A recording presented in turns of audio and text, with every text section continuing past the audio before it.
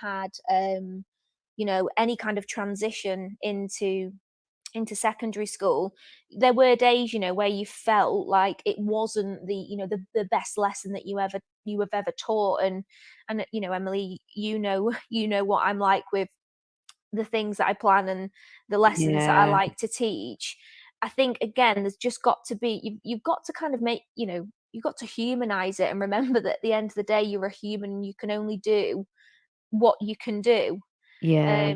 I'm really lucky to be in a school that really kind of emphasizes the sharing of good practice, and my history team at school are absolutely brilliant, and we're all very active in kind of sharing our lessons with one another, or if someone's planned something brilliant, they'll share it across.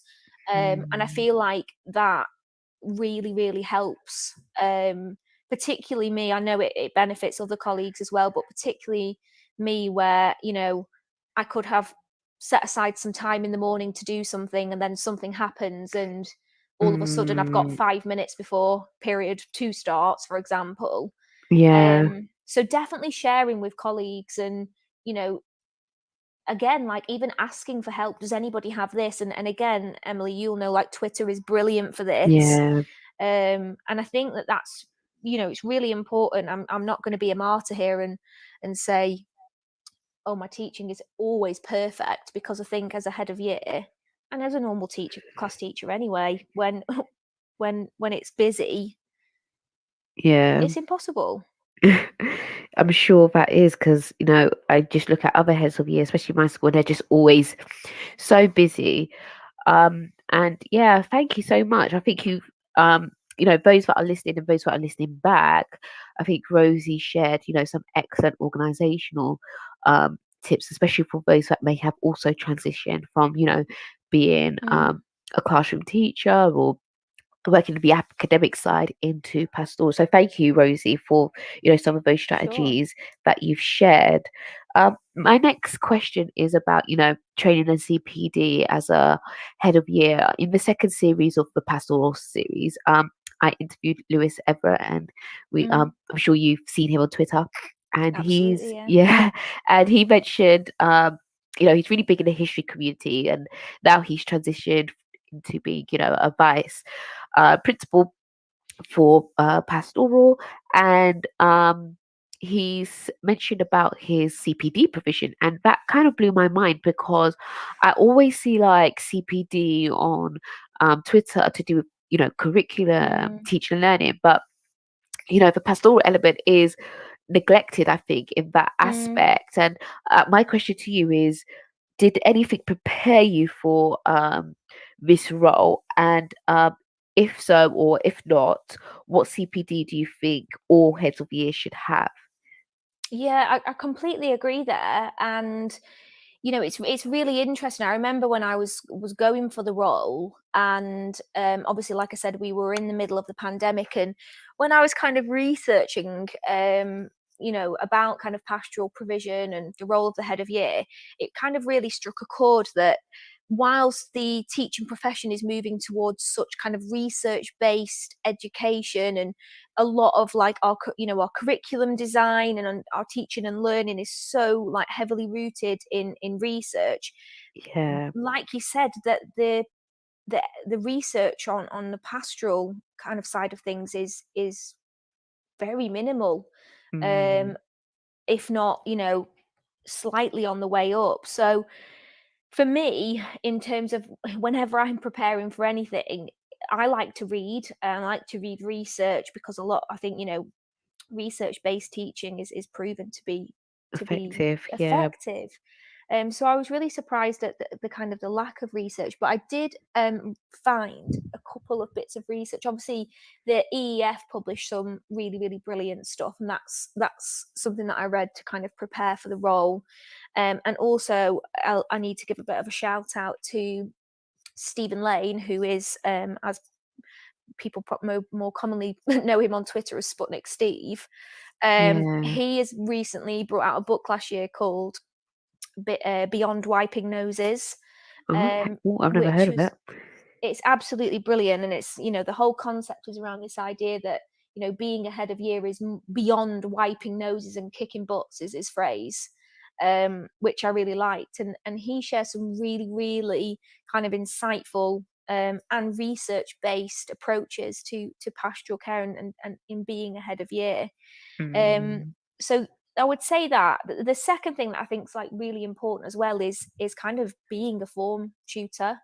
Um, mm, the pastoral provision within a school, you know, starts with being a form tutor. What you're doing in that morning slot with your form is quite similar to what your heads of year are doing, albeit they're doing it on a slightly bigger scale. mm. So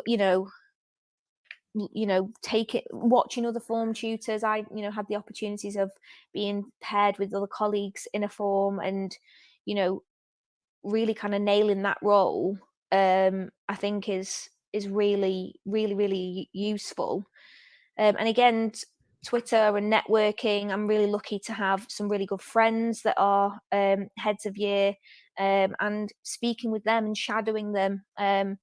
I had started to shadow with one of my really good friends and colleagues just before the pandemic, and then obviously that was halted. But definitely, shadowing is a really good way to prepare. Mm, Um, so just in what you were saying about your second question there about CPD and what all heads of year should have, I think that there definitely needs to be the biggest thing, and I'm sure that Lewis probably talked about this. The first thing is obviously safeguarding. It's yeah. a huge part of the role of being ahead of year, and an increased understanding and awareness of safeguarding and how to keep our students safe is obviously a paramount.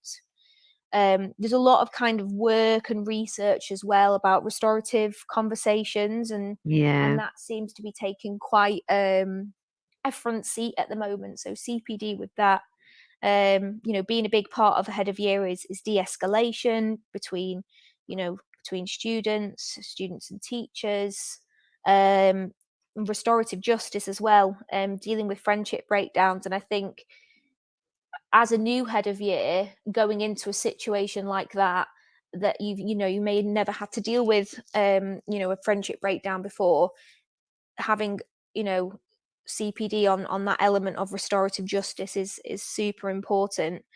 And I think like the biggest thing that's kind of coming out even more so because of COVID now is mental health, Mm, um, and increased training with regard to how supporting students with mental health and anxiety. We're really lucky to have such a brilliant health and wellbeing team that work within our school, and liaise with lots of fabulous external agencies, and they have provided us with some really, really great bits and bobs in doing that.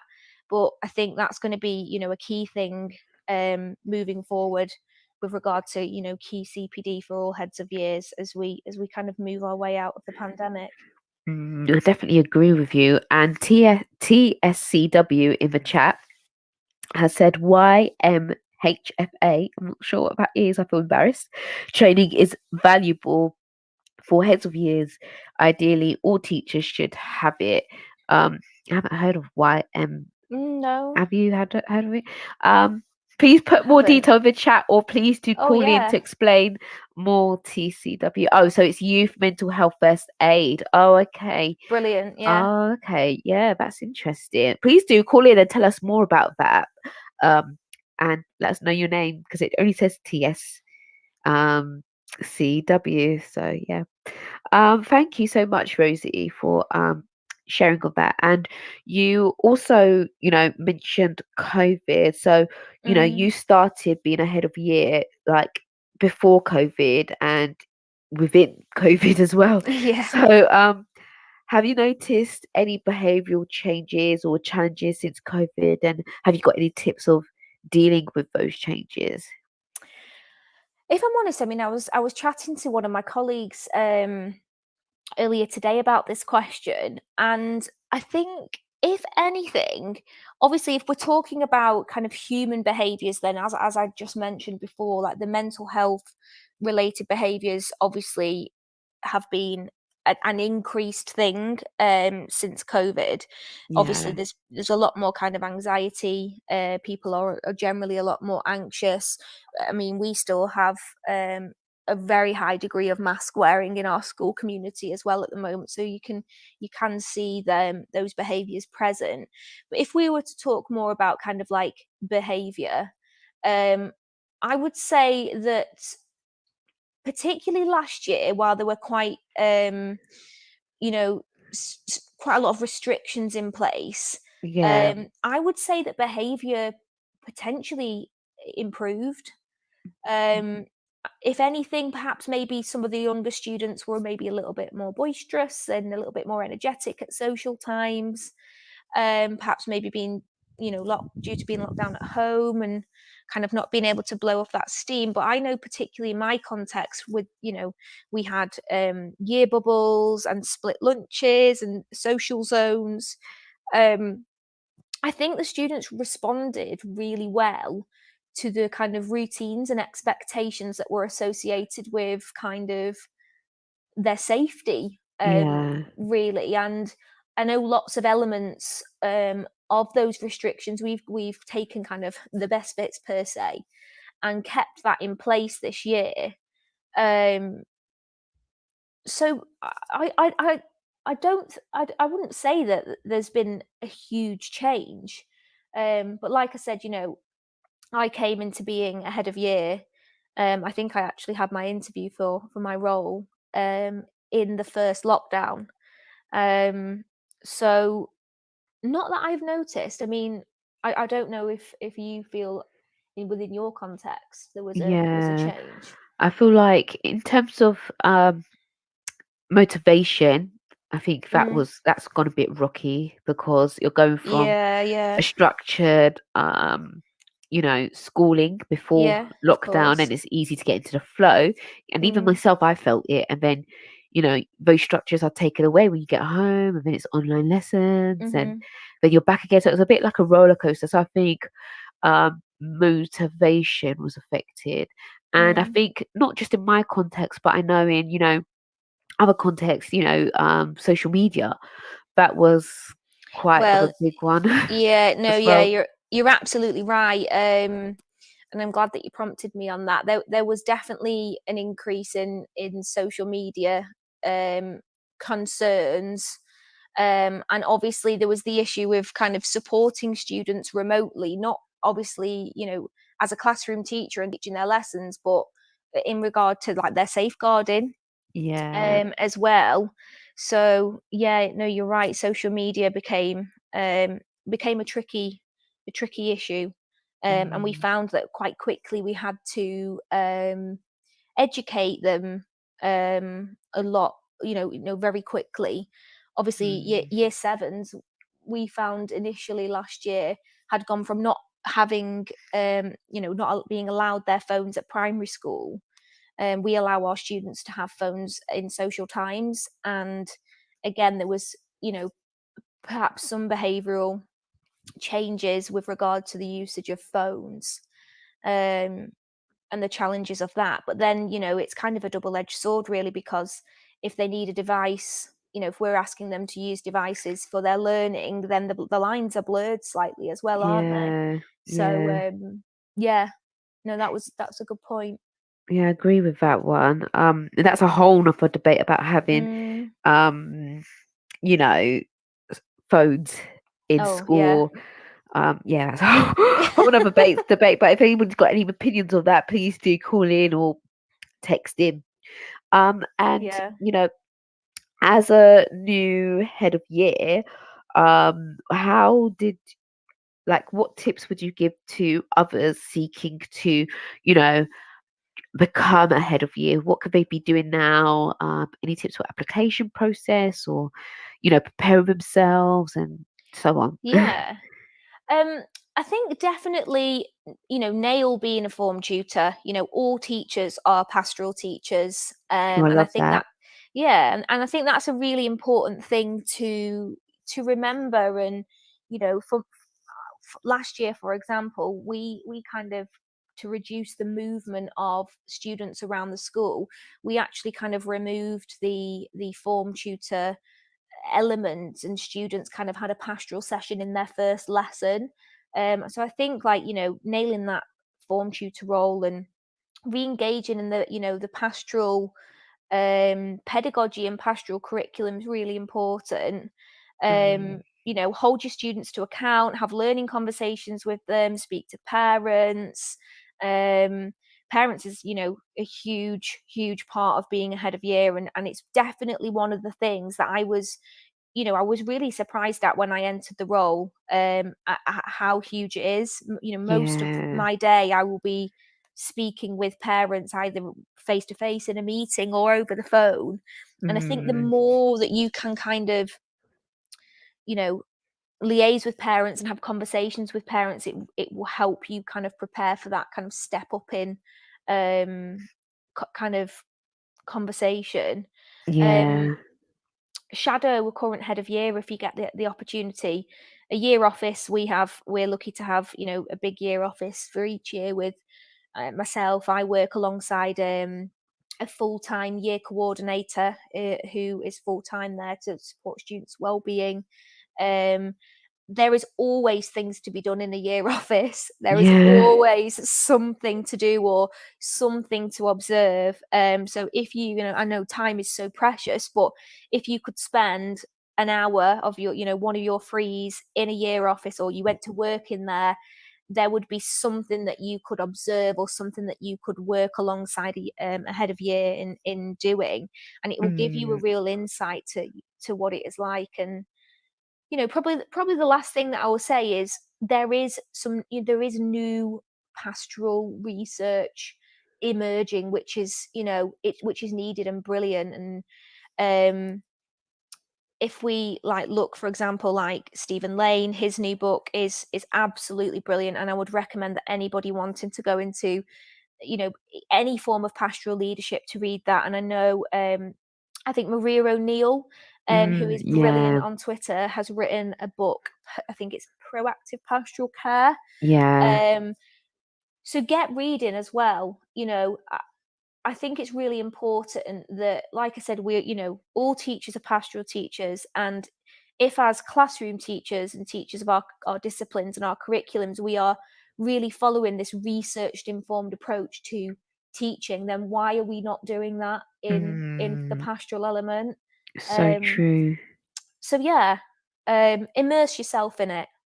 I love that. And you touch upon, I always send my guests questions beforehand, but you touched on something, but I really, I haven't asked you the question, but I think it's just quite important as I was listening to you speak.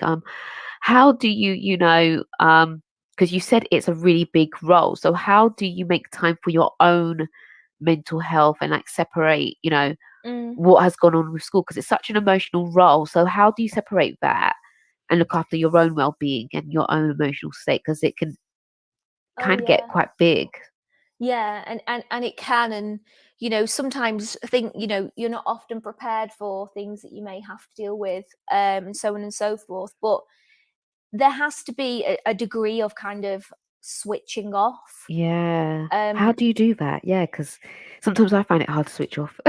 yeah, I Yeah. know. Personally, for me, I try, and this is why my working hours, people might think are quite long. I'm at the moment, I don't have any children or any dependents, so my time is my own. So I try Yeah. to work um longer hours in the day, and when I leave work, for me, that is me not Done. opening my emails.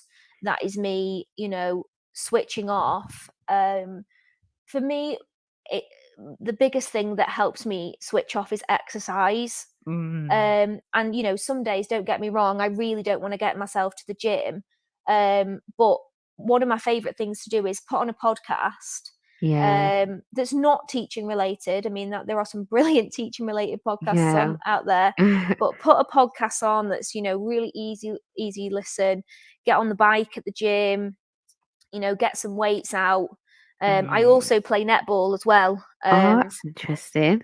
Yeah, I mean, I have actually had a bit of time out because I had a knee injury. Oh, yeah, I remember you tweeting about that actually. Yeah, Yeah. I hope you're um, better now. yeah. So I actually went back to my first training session last week, which was really exciting. Yeah. But I think it's really important that you have something for you that is, is it's a mindfulness activity. We teach a lot of Yeah. mindfulness strategies to our students.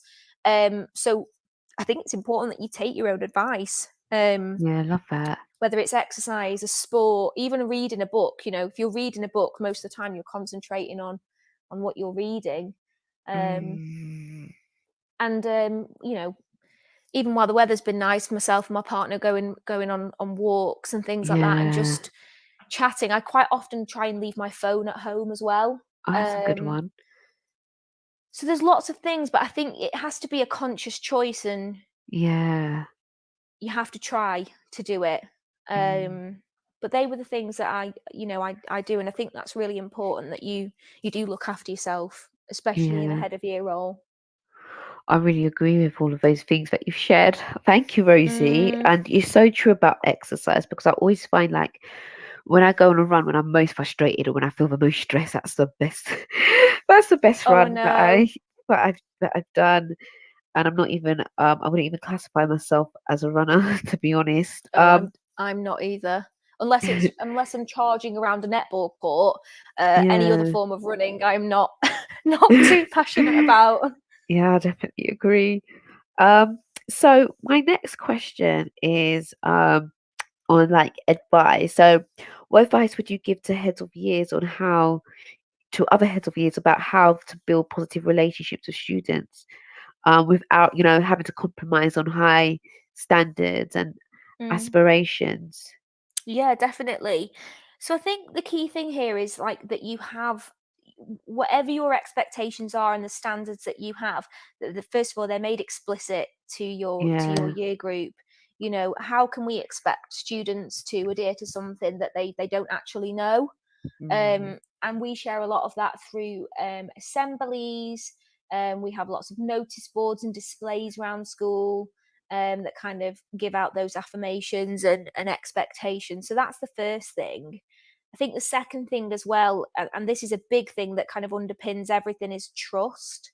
yeah, I love that. I think you need to show the students and you need to model it yourself that they can Yeah. trust you. And you know, if you say that you're gonna follow up on something, whether it's maybe something that's positive, or they've asked you for some support, or maybe it is a sanction, then you need Yeah. to kind of follow that up so that they know that the boundaries will be respected. They will feel safe. And I think Yeah. that's really really important here as a head of year is you want you want your students to um basically kind of not feel like they don't know what your next step will be. Yeah. So it's a bit uh predictable. It's yeah, safe. It's predictable, structured. Yeah. definitely. Because if they feel safe, then they will trust you, and Yeah. that builds the relationships without you having to drop your standards in terms of discipline. Mm, And I think that all relationships need to be built that they're rooted in mutual respect, and to show students that it's not one way, that you will show them respect and you will listen to them, mm, if they do the same thing. um yeah. and one of the really nice things that I kind of have read recently, and I can't for the life of me remember what it was in, and I'll have to have a look at the end of the show, was this idea of looking for rubies. um, Oh, and I think what's really important is reaffirming the positives yeah. before addressing the negative behaviors. Oh, I love that. Yeah. um, and I know that in the walkthrough series, they talk about the dot in the dot in the empty square. And I Mm, think, as classroom teachers, as pastoral providers, if there is some challenging behavior, or there's there's something that needs to be disciplined, it's quite often very easy for you to hone in on that one behavior rather than the rest of that empty square being those positives. And I think that by kind of that idea of looking for rubies and perhaps reaffirming the positives before the negatives, it kind of follows that restorative model as well. Yeah, But it again reaffirms that relationship um, between you and your students. I love that. And it's so true about, gaining their trust and following Mm, through with what you say, absolutely. irrespective if it's negative or positive. So I really like that. Even as a classroom teacher myself, I'm just Mm. taking so much nuggets from you. So thank you. And Um, I think as yeah, well, sorry, Emily, it's no, just, no, no.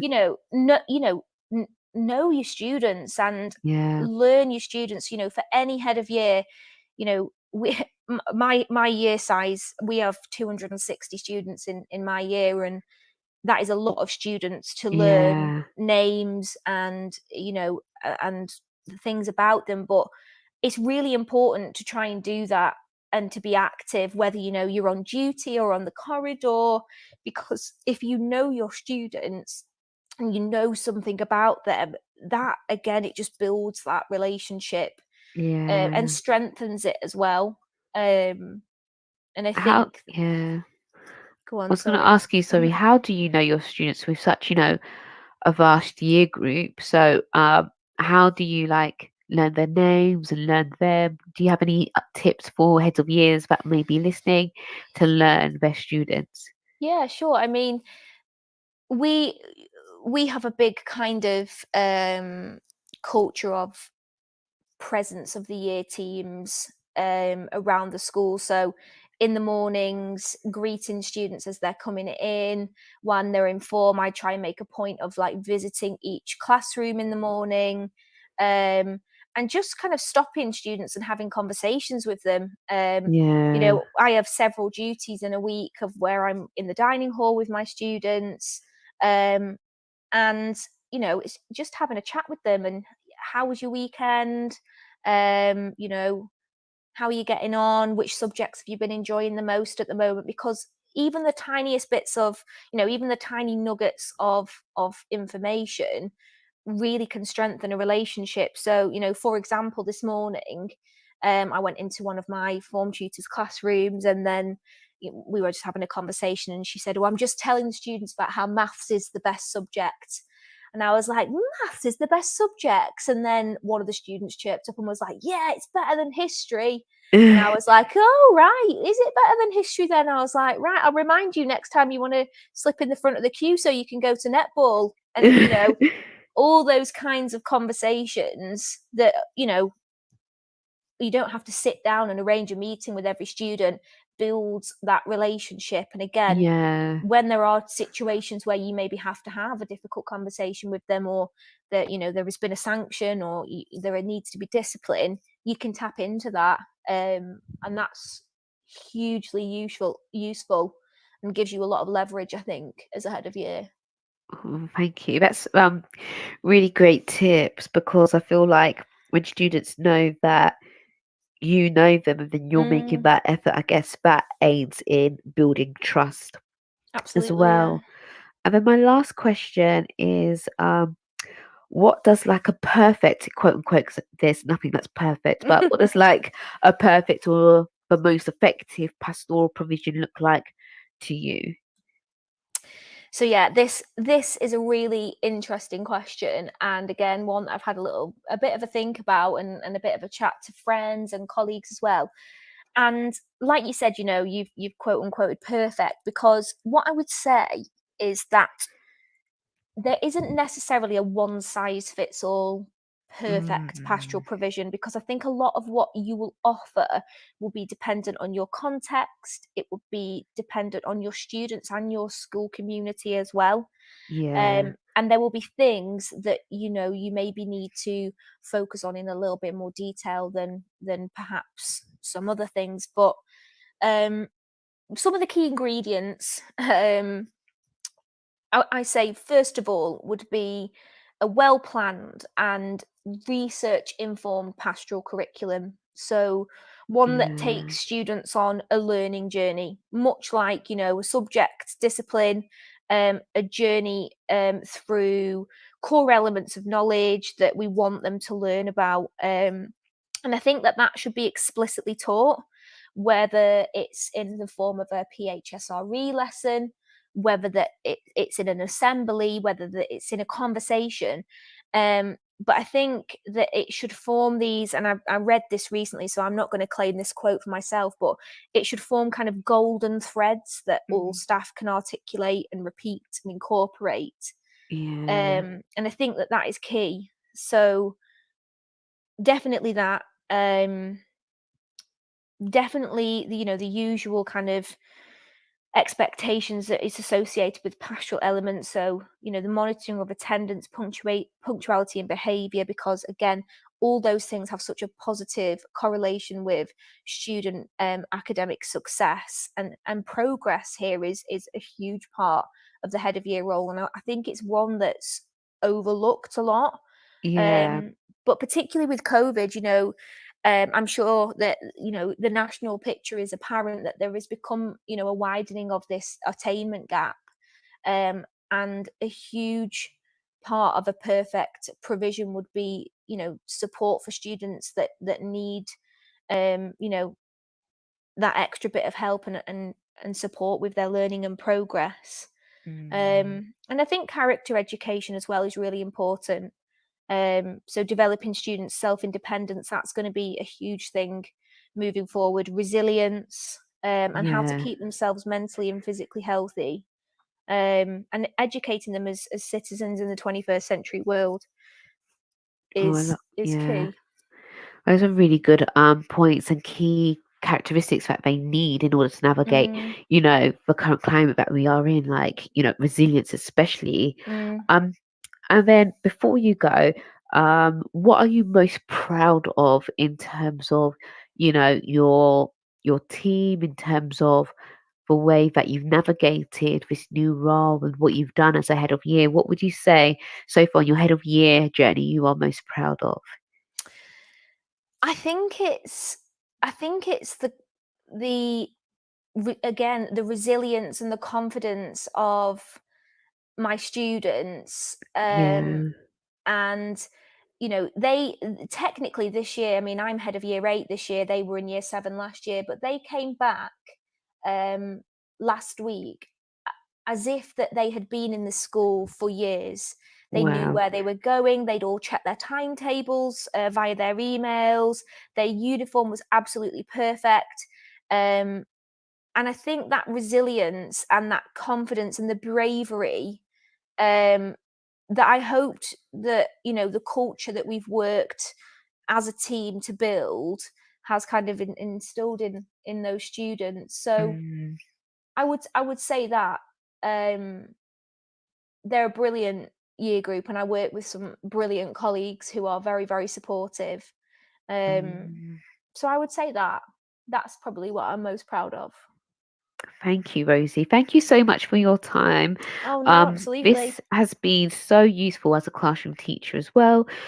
More useful, I think, for those that want to get into the field of being a head of Mm. year, as well as those that are already in it.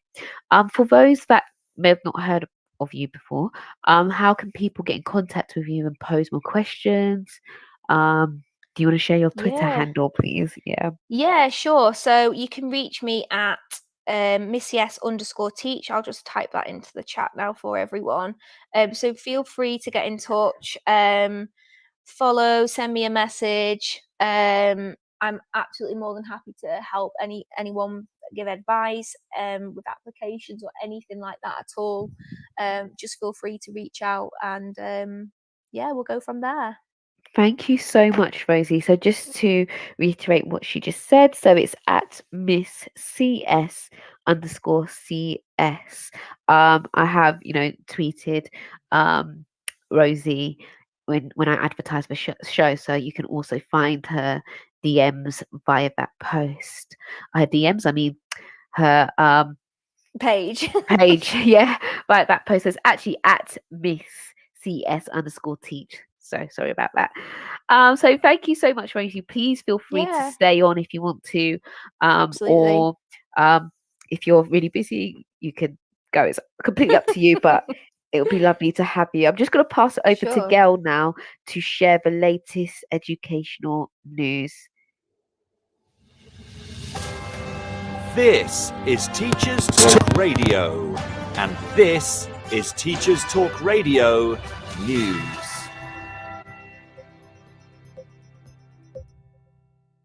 This is your latest Teachers Talk Radio News with Gail Glenn.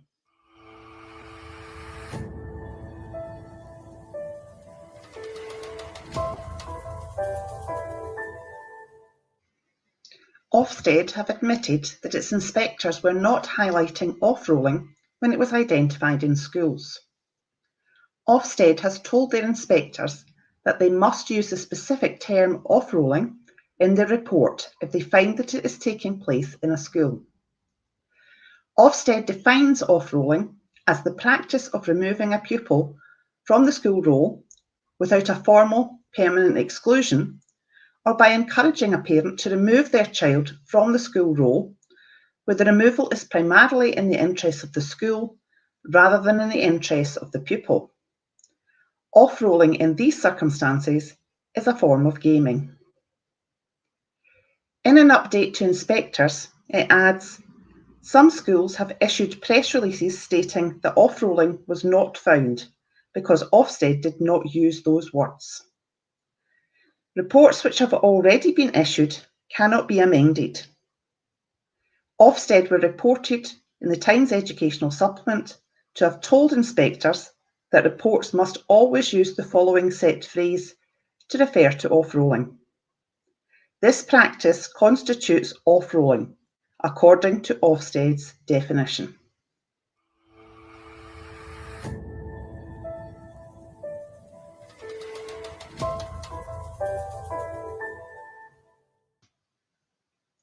The Guardian newspaper has reported that a survey of more than 20,000 working parents has found that 96% believed that not enough was being done to support parents with the cost of childcare. 1/3 of parents said they spent less on their rent or mortgage than they did on childcare. 100,000 parents signed a petition asking for an independent review of childcare funding and affordability. This has triggered a debate on childcare in Parliament this week. The Organisation for Economic Cooperation and Development has released data which puts the UK as the third highest childcare system in the world. A full-time place costs on average £12,376 a year. The Department for Education said parents' ability to claim 33 hours a week during term time for 3 and 4-year-olds could save them up to £5,000 a year. This has been your daily education news briefing.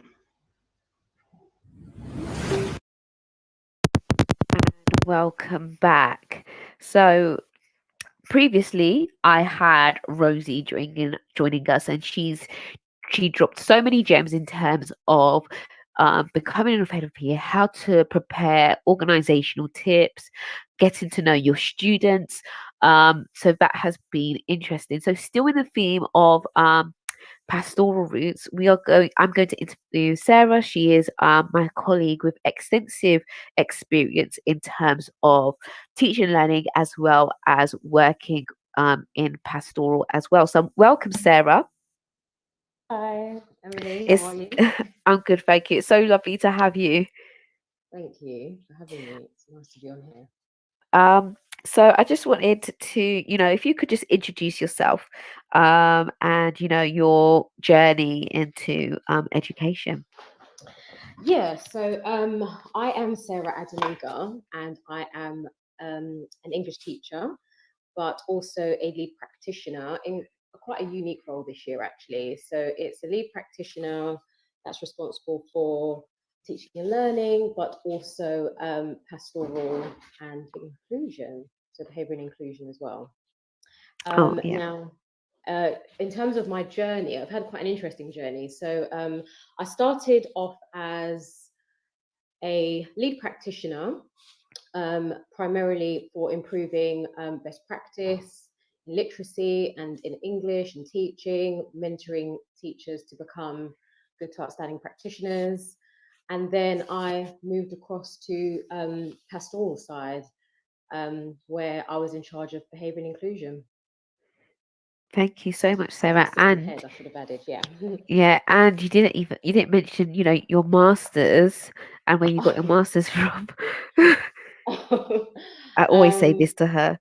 I know you're always encouraging me to talk about that, but I guess I just try to be a bit modest. So yeah, I studied at Cambridge University, and I did a master's in advanced subject teaching, primarily because I wanted to improve my knowledge and theory and teaching practice. I have a real passion for improving um, progress. So for students, especially vulnerable students, to make good progress, it was a great opportunity for me to study at Cambridge and do this extensive research to find out ways and methods to bridge the gap between pupil premium and non-pupil premium students for like mainly GCSEs.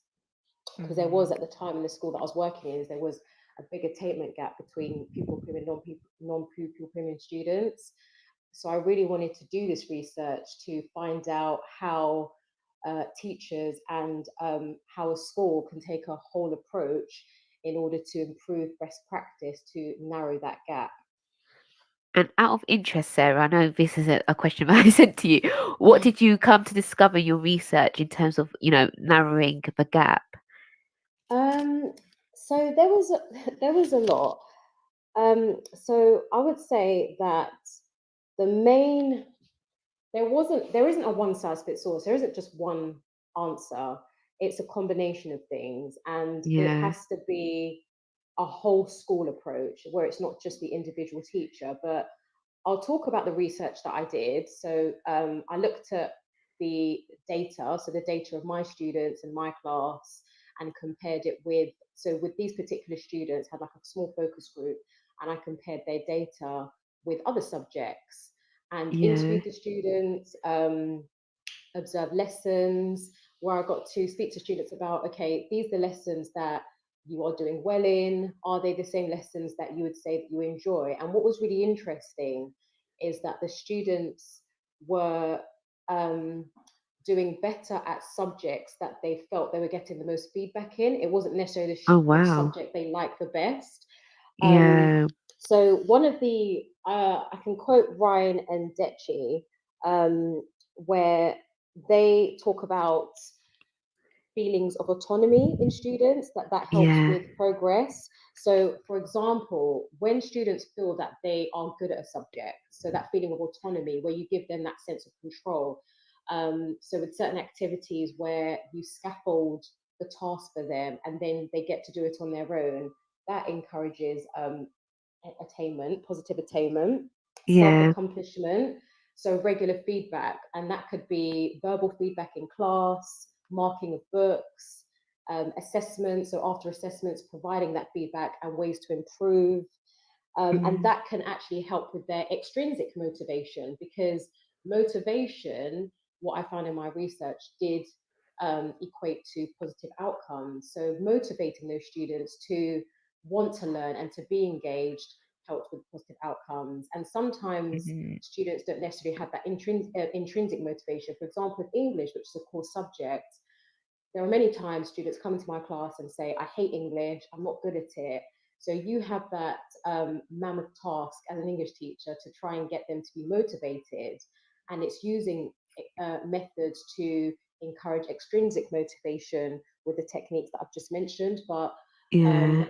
with all of that, it leads to positive emotional engagement, where the Yeah. student builds that positive relationship with you, and they feel that actually by the advice that you've given me, the regular feedback, I actually feel that I can succeed. That's what I'd Mm. say that I found out from the research that was interesting. And it's so interesting because, the Education Endowment Foundation has said that one of the most, I should say, so the most effective tool in terms of increasing attainment is feedback. I think that has to be number one on the list, and then Yeah. number two was metacognition. So what you said about feedback is so true. But yeah, And thanks. sorry, I forgot Yeah, to mention no, the yeah, name of the book for Ryan and Decci. It's called yeah, Self-Determination Theory. yeah. So I would Okay. recommend that. Yeah. Oh, thank you, Definitely to read. Sarah. So I just wanted to ask you, because I know you've also got extensive, you know, experience in pastoral as well as teaching and learning. Um, Mm. and I've seen you in action. How do you deal with challenging students? Because I've seen Sarah talk to some challenging students, and I'm not the sort of person that goes from 0 to 100. I mean, just 0 or 10. I go from 100. I'm just like, how can and I know that's not the most effective way, but I'm sure there's other teachers that are so guilty with that. But Sarah will just talk in a nice, calm manner, and just watching her do that has, maybe be a bit more patient. So yeah, so if you could tell, everyone, how do you deal with challenging students? Because I've just seen, you at work, and you are just really patient. You always speak in such a calm tone, but you don't mince your words at the same time. Yeah. Do you mean challenging students in a classroom, or in a lesson, or in the hallway, or in a corridor, Uh, or yeah. So let's start off with in a hallway and then in the classroom. Yeah. I think first and foremost, it's like what you said, in terms of making sure that you stay calm. So that is part of, I would say, a de-escalation method. Also, remove the audience. Some students who are challenging tend to, they like spectators. So I Yeah. would say, sort of single out that student who is particularly challenging and just say, I need to speak to you, and I'd like the rest of you to move away so that I can actually speak to this particular student. Make sure that you remain calm and positive.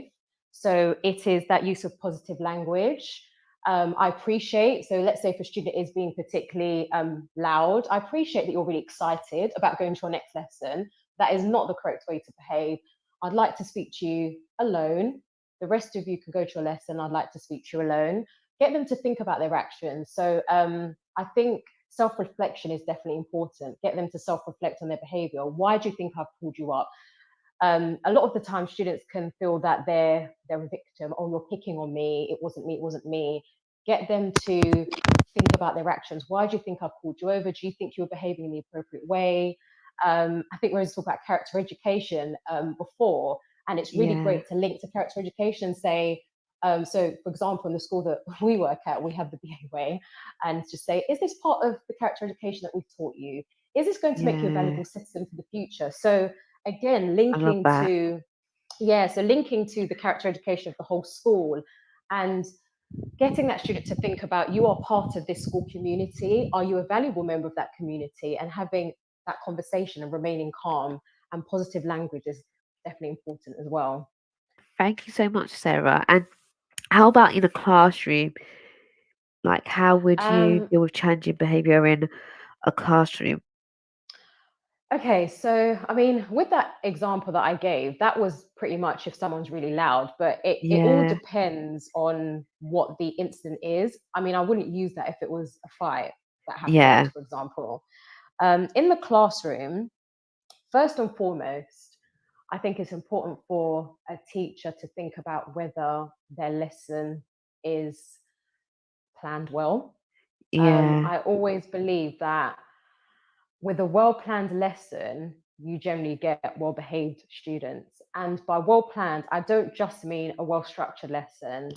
Mm, I mean, is it an inclusive learning environment? Have mm, you planned for every single learner in that classroom? Have you planned for the low ability student, the more able student, the vulnerable student? And sort of reflect on that. And then even after that you still get a challenging student, then again it's sort of the same things I mentioned before. So building positive relationships is really important, setting those clear expectations. I've used a lot of that. Obviously, the first week going back to school, you have your new classes where some of the students might not know who you are as a teacher. They Yeah. might have heard of you, but it's very different. You're a teacher, and these students are trying to get a feel for you and figure out the type of teacher that you are. And I think what's really worked well is setting those clear expectations from the beginning and those rules from the beginning.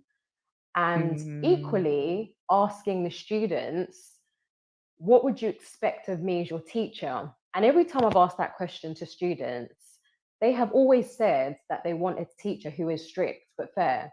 I love Shockingly, I that. mean, it's shocking, but you would think they'll say, oh, yeah, we want a teacher who is cool and fun and lets us do what we want. But actually, all students that I've Yeah. asked have said, we want a teacher who is firm but fair. And And I it's remember reading, yes, go on. oh no, sorry, Sarah, to cut you off. I just never thought to ask. I'm gonna ask my students that. What would you want from a teacher next time that they accuse me of being extra or, long as they say? So I'm definitely gonna pose that question. It ties in with what Rosie said earlier on in terms of being students really having that sense of predictability and structure and feeling safe, because I feel like being that warm strict evokes that safety and do you know what I mean? That predictability. Yeah, definitely. Students respect a teacher who is, I would say, maybe strict isn't the best word, but firm and Yeah. consistent with the rules, consistent with their expectations, having high expectations of their students.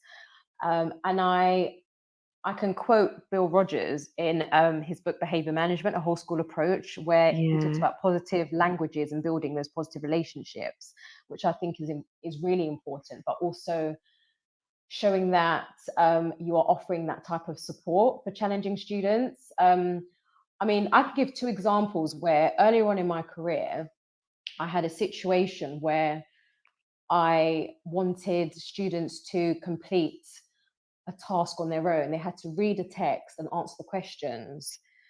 And this was the class that I'd just taken. So all the students were doing their work, and there was this one boy who hadn't done his work. And I remember at the end of the lesson, I said, right, I'm only going to dismiss those that have completed the work. So we got to him. So everyone said, oh, I've completed it. They read out some of their answers. And I said, okay, can you read out your answer? And he said, no, I don't want to. And Wow. I remember saying, oh, how dare you? And kind of, I guess it put the attention on him. And Yeah. this is one of the most extreme cases, but he actually started insulting me in front of the whole class and picked up a Yeah. chair. This was a school and stuff, but he picked up a chair and said, oh, I'm going to throw this chair at you. And afterwards, when I reflect on that, so that was early on in my career, I found out that he struggled to read or write. So he Oh, had really low literacy levels.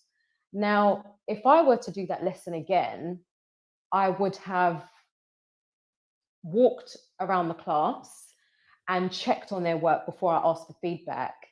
And I would yeah. have noticed that he hadn't done the work, and I've had that conversation. So again, it's sort of offering that support, building that positive relationship and saying, right, do you need any help? So then fast forward to nowadays, I've got this year 8 class. There's a particular student who hadn't done any work. And I went up to him, I approached him, and I said, I've realized you haven't done any work. And he said, yeah, I know I haven't. And this is a new class. And even after that conversation I had with him, he still refused to do any work. So I'm going to be really candid here and say that sometimes when you try your best, you do get students that don't respond to you. And That's by the so end of the true. lesson, so by the end of the lesson, he hadn't completed the work. But what I did is, again, you take away the audience, that's de-escalation. It Wow. could have really embarrassed him if I said, you still haven't done any work, even despite the fact I've given you all this help, you're going to stay back. But I took away the audience, I left him alone, and I just focused on everyone else. Then at the end of the lesson, I said, can I have a word with you? I'm going to wait for everyone to leave. And I had an honest conversation with him and said, is there anything you want to tell me? How do you find English? I just want to let you know that there's no, because he started to get quite defensive and a little bit rude. And I thought, okay, I'm going to just leave him to it. And I just said, look, I don't know what's happened in your previous lessons with your previous teachers, but let's start on a clean slate. I'm here to support you. So having those honest conversations and knowing that I guess kind of showing that student that you are there for them and you are there for them to achieve. That's most Wow. important. I love that, Sarah. Thank you so much for sharing. And, um, I had an instance where I think I told you about, a girl that didn't want to read. I was really angry about that. And then, just thinking about, how I could have done that better today. Year 11 student said, "But Miss, do I have to read?" And I was like, "Yes, please." I thought, okay, let me just do a compromise. Just do one sentence, and then I'll just pass it on Yeah, to I think someone else. that's a Yeah, really good compromise because you're not lowering your expectations, are you? You're still no, expecting her to read, but actually, and again, that's another way, finding that middle ground compromise. You're yeah. saying, okay, you just read that one sentence. Thank you so much for that. And I'm just going to pose, just one scenario to you because of time. And the common scenario is, students calling out in class. I think that is actually I'll do two. So student calling out in class, how would you deal, with that scenario? An NQT or maybe a more experienced teacher is going through that constant low level. Actually, I wouldn't even class that as low level. I think that's actually more than low level shouted out. So how would you like deal with that situation of calling out and shouting out? So are you, because sorry, you were In breaking lesson, up a sorry. bit. Oh, So sorry, can how you would hear me I deal now? with this? Yeah, I can hear you Yeah, now. sorry. So how How would I? deal with students that are constantly calling out in lessons? Um, so would it be a group of students or one student or the whole class just calling out? One student, I would say. Okay. If you have set your expectations from the beginning with your class, they would know not to call out. And Yeah, if you have that one student that calls out, again, it's reminding them of your expectations. yeah, So reminding them, we have discussed my expectations. We have discussed that it is not polite to call out. You need to put your hand up. And mm, if it's consistent, I would say, right, give warnings and follow the school behavior policy. Give warnings and say, okay, this is a warning. If you carry on, I will have to follow the behavior policy, write their names down. But I would be careful because I know that some teachers like to write names down on the board. And I would say it depends on yeah, your class and it yeah, depends on the particular student. So I find that if it's a student who wouldn't respond very well to their name being on the board for something negative, a really good trick is to write it down on a piece of paper at your desk, but yeah, be visible to that student that you're writing their name down in your book and look at them and say, I am writing your name down in my book. And I would say that that's rather effective when you pull them up on that behavior that mm, is not fulfilling your expectations, reminding them that this is an expectation not to call out. And I'm going to give you a warning. And if you continue, then I'm going to have to sanction points of behavior policy. Thank you so much, Sarah, for that. I know, Rosie, you're still here with us. So if you've got anything you want to chip in at any time, please do feel free. Because I'm sure that you have to support a lot of staff that teach you rate at your school with maybe some low level behavior or other things as well. Um, my next question, you mentioned this quite a lot, Sarah, about de-escalation. Can Mm. you talk us through what methods are most effective? Um, okay, so I think it's really important to remind ourselves as teachers that we are the adults. It's Yeah, very easy to, I guess, um, be very proud and think yeah, to yourself that how dare that student disrespect me. But sometimes, I'll say a lot of the time, it's about humility and just saying to wow, yourself, okay, I need to understand that I'm the adult and I am not going to raise my voice. I'm going to keep this this calm tone and reminding a student that this is the way that I'm talking and I want you to talk in the same tone that I'm talking. yeah, love that. Um, so ensuring that you calm down, Mm, having empathy. So depending on what the situation is, you would say to the student, I understand that you may feel this way. Correct me if I'm wrong. However, this is my expectation. And this is what the outcome is.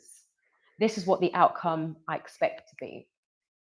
And I think having that clear dialogue and remaining calm is key, and having empathy is also key. But most importantly, being conscious of the fact that you need to be humble, because I have had situations where in front of, I can think of a particular student who is, was rather confrontational, and in the whole canteen and in front of quite a few people. And I was in a leadership role at this time, so it was very public. And I think he was misbehaving in the canteen, and I said, right, you need to leave. And he became quite confrontational in front of quite a few people and became quite aggressive. Now, with pride, you would think to yourself, how dare this individual disrespect me in front of all these people? And you're inclined to shout back or raise your voice. But it took a lot for me to be humble and just say really calmly, that is not how you speak to me. I will not accept that. And I'm not going to stay here and allow you to disrespect me. You need to think about your actions. I'm going to walk away, and I'm going to find you later. And we're going to talk about this because this is unacceptable, and just walk off. Wow. And actually, that particular student came to find me and apologized. Oh, wow. And I said to him, I would really appreciate it if you apologize in front of your friends so that they know that that's not the right behavior. So he said, fine. So his friends surrounded him and he said, I'd like to apologize to Miss for my behavior. It's unacceptable.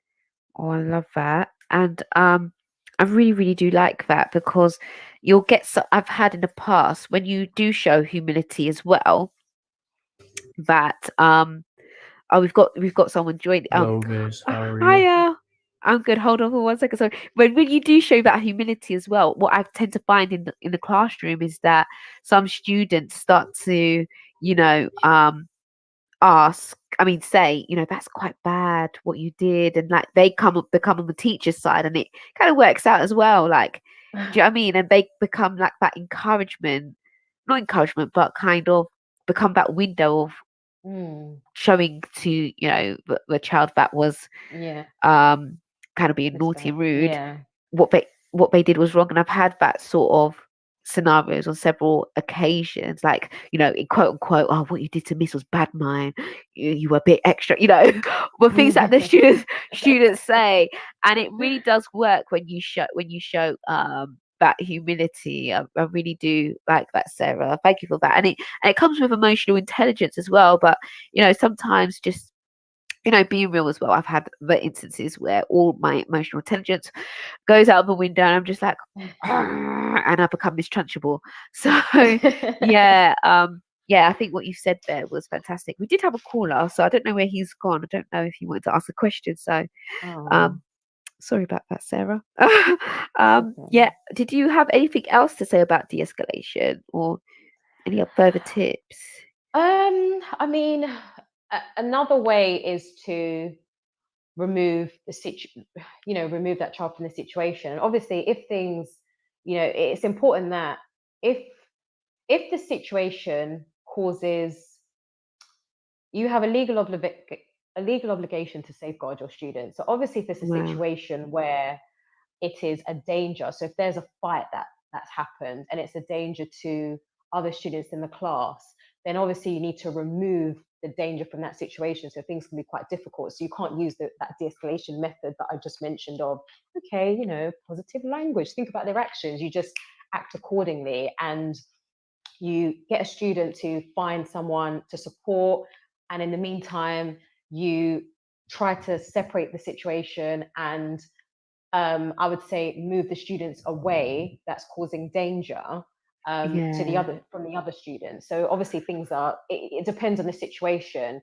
If it's one student who's being particularly aggressive, where, because I've had situations where a student has become quite aggressive and is angry with the whole class, angry with the teacher, and just wants to lash out at someone, then remove that student from the class, because actually that particular environment is not helping them. So remove them and just say, look, I think you need a moment outside, step outside just to calm down. So that's another way. But it depends on the scenario and the situation. Yeah. Thank you, Sarah. And just in line with that, how do you support, teachers that might not have strong behavior management or might be struggling with certain students? Because, you've been in leadership roles and you're a lead practitioner. So, based on your experience as well. So, how have you supported um, behavior management amongst staff?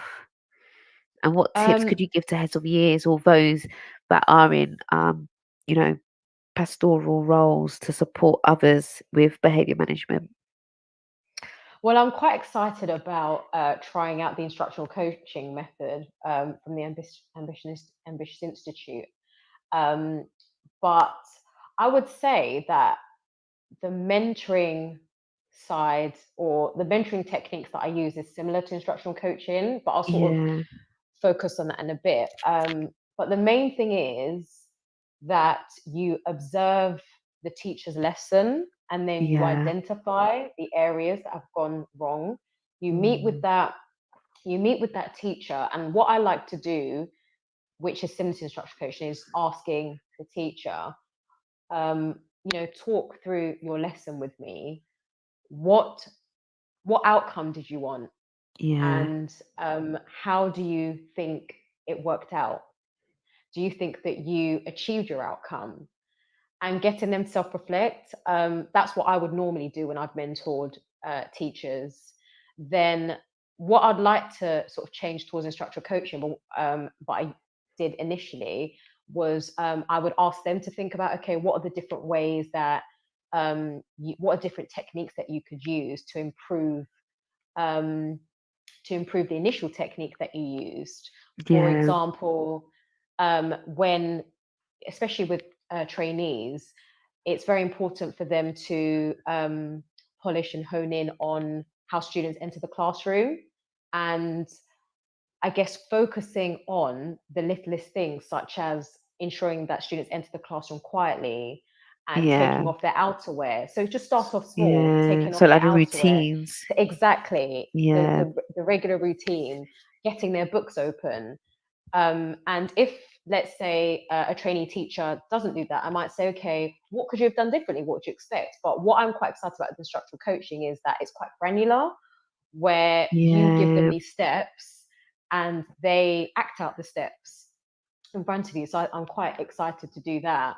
But I would say in the past, what I have done is getting them to self-reflect, talk about their lesson, getting them to think about the methods they could use to improve, and also visiting other teachers. So yeah, I would identify the teachers that have really strong behavior management and get those, the trainees or the mentee to visit the teachers to find out how the methods and techniques that they use for effective behavior management.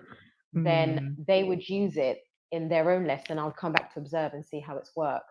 Oh, I love that. Thank you, Sarah.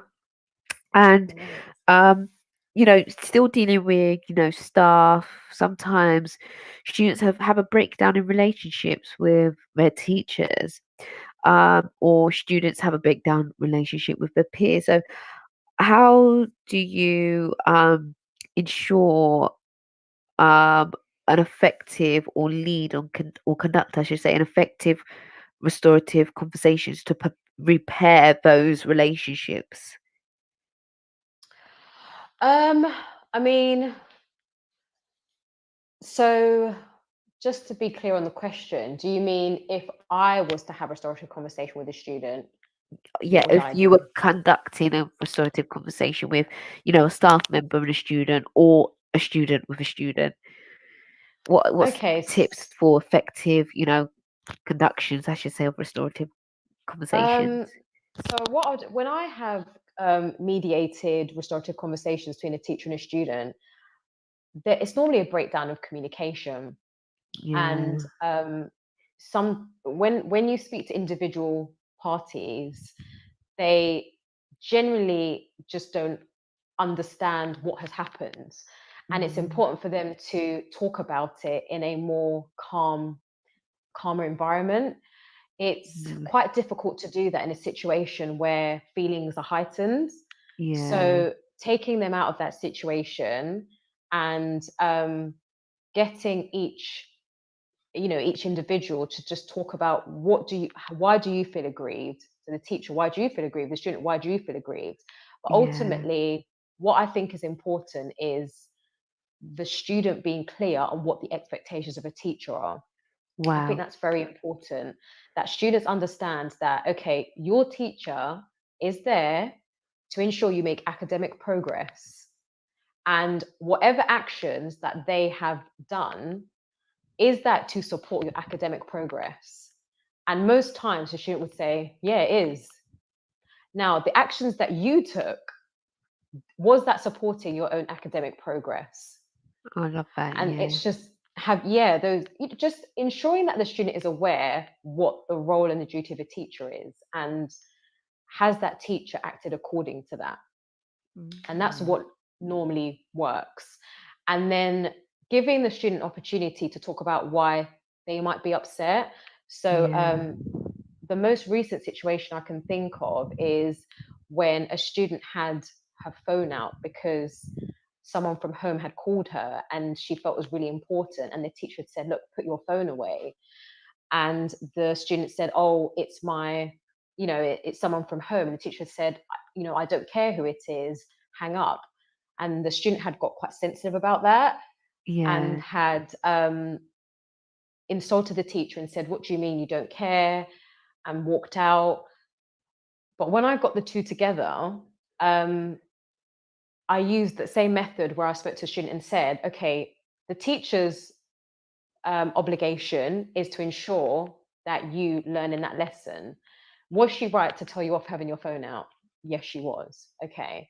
Now, why are you upset? Oh, because she said she doesn't care who's called me. And the teacher explained, I didn't mean I don't care about the person at home. I meant, so it was just sort of having that dialogue to communicate. Yeah. And when the student felt that her voice was heard, because she said, okay, Wow. I was able to talk about what upset me. And now I understand that the teacher didn't mean it, like it wasn't personal to me. They were just making sure that I was focused in the lesson. And I just said, and again, linking to the rules of the school, do you understand you're not allowed your phone out? Yeah. Was Miss right to tell you you shouldn't have had your phone out? Yes. Sticking, so referring to the school rules, referring to the expectations of a teacher, so what are the teacher expectations and what their obligation is as a teacher, always works, because then the student can't really argue back and think, okay, the teacher has acted within their rights then. This is so good. I'm learning so much. Thank you, Sarah. And obviously, as I said before, I've seen you in action. So I feel like you're really good at building relationships. I remember last year before year 11s left, Sarah's office tables filled, and um, she was senior leader then, and I haven't seen in my 7 years being a teacher that many gifts given to a senior leader of gifts, cards. And what really touched me was the fact that most of the gifts and the cards were from students that were very, really very challenging. But to Sarah, they're not like she can understand why other teachers would find them challenging, but she never sees them as challenging. But trust me when I say they are characters. Those sort of students that if you see that they're in, you're like, oh, like that. Those are the students I'm talking about. So, so Sarah, can you talk us through like how do you build positive relationships with students? Oh, okay. That's an interesting one. I would say empathy and getting to know the students is really important. And within my role of being in charge of behavior and inclusion, it's important that you provide a pastoral provision that caters to their emerging needs and caters to their environment. So with those particular students that you mentioned, it's having those conversations with them and asking, do you feel supported? being up to date with what's happening in the world, in their world. So, you know, we know that at the moment with the whole pandemic, mental health is it's hit the roof in terms of the amount of cases of mental health. And I would say in particular areas, in the area that is, you know, our school is in, Yeah. there's youth violence. So understanding more about that, and having those honest conversations with the students about, you know, how are you coping? And I have read in the local newspaper that this incident happened, and how do you stay safe? Yeah. What can the school do to support you? Then thinking about what methods we can use to support the students. And then the students are quite open. They might say, well, it would be great to have some mentoring. So then within my role, I was able to research mentoring companies and provide that mentoring. Also, making sure that you have a close network of safeguarding groups. So being in touch with the safeguarding lead, being in touch with the borough and any organizations that are linked to the borough, having those conversations, networking and working together, you know, with the school support officer as well, so the school police officer, and thinking about what support that you can offer for those students in school. So networking is key, speaking to the students, finding out how we can support them. And actually, I created a student body, a student voice, because I thought it was important for students to be able to regularly communicate with someone from the senior team to discuss, okay, this is what we feel would help us to feel safe and supported in school, for us to make progress and for us to feel happy and a place that we belong. And that's called for those that want to know more, the junior leadership team, which has made, you know, a tremendous impact. And I feel like Sarah, you should definitely, you know, create a blog post and write a post about the junior leadership team, because that was your vision, and it's, you know, made a tremendous impact, as I said before. So yeah. Thank I you. think those are all my questions. Before we close, because I'm aware that it is 9:30, how can people get in contact with you, and, you know, follow you on Twitter? What is your handle? Yeah, I need to. That's my goal, to be more active on Twitter. But my Twitter handle is Ms. MS underscore Adenuga underscore. So yes, I plan to be more active on Twitter.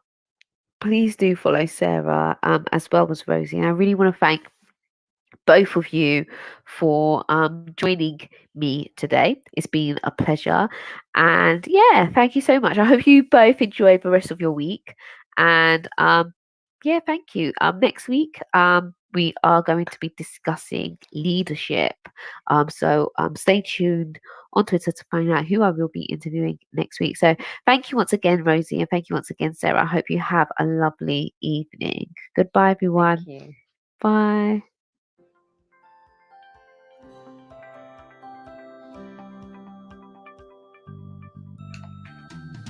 Creative Resources, made for teachers by teachers. At Creative Resources, we've been rethinking what a classroom can be. We've created a huge range of more than 2,500 original and exciting resources that span across more than 15 different subject areas. Whether you're looking for primary or secondary level resources, careers options, PSHE, arts, or humanities, Creative Resources have the resources for you. We offer full curriculum packages and unique, challenging escape rooms themed on topics such as Shakespeare, Tudors, and fractions. We have quizzes, task cards, Tarsier puzzles, and lots more. Better still, more than 100 resources can be accessed for free. Just visit our website, www.cre8tiveresources.com. You can get 10% off any order you make on our website by using the discount code TTRadio. Creative Resources, made for teachers by teachers. Every teacher loves stationery, right? Imagine getting a selection of fun, beautiful and unique stationery items designed and selected especially for teachers, delivered through your door every month. You need to check out teacherslovestationery.club. I'm always so excited when the box arrives. It's such a treat. My Teachers Love Stationery Club box is just a little treat to myself every month. It's always full of delightful and surprising items, including some really good quality stationery brands like Faber-Castell and Stabilo. And because you never know what you're going to get, it makes it even more fun and special when you get it. It feels really great to be supporting a family business that's run by real teachers. I can't help feeling like they just know what I'm going to enjoy using stationery-wise better than I do myself. Visit teacherslovestationery.club and enter the code TTRadio when you buy your first stationery box to save £2 today. teacherslovestationery.club. This is Teachers Talk Radio, and this is Teachers Talk Radio